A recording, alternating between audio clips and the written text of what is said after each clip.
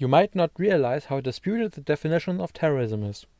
The common definitions of terrorism are violence by non-state actors against civilians to pressure their governments, state violence against their own people, and broadly, any political violence.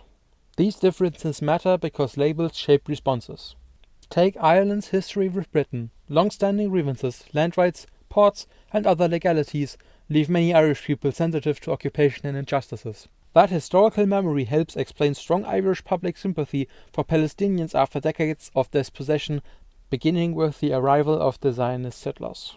After Hamas's October 7th attacks on military and settler targets and a large-scale retaliation against Gaza's civilian population, all relevant institutions call Israel's action genocidal. Western governments largely failed to stop the slaughter, which pushed activists to escalate protests and direct action tactics. One such group, Palestine Action in Ireland and across the EU, engaged in disruptive protests and property-focused sabotage. The UK later designated it as a terrorist organization. That decision highlights a common pattern.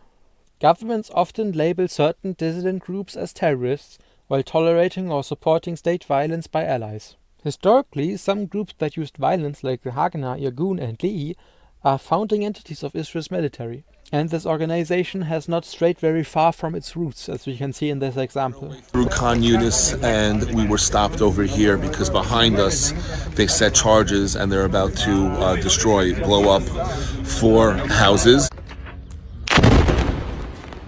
Saw those houses being blown up over here in the back in Khan Yunis. Wow, that's all I can say. When states or allied actors commit similar or worse acts, they are frequently excused, thus revealing a double standard in who is called a terrorist and who is not. Why does this happen? Because of the powerful influences of people who stand much to gain. And with the example of Israel, we have military contractors, Christian Zionists, and Western governments in general who have an interest in destabilizing the region. In addition to those, political leaders sometimes act to preserve their own power and personal advantages. These interests often, if not always, override any concerns about civilian life with their bribery. I mean lobbying. So don't treat the terrorist label as an impartial moral verdict.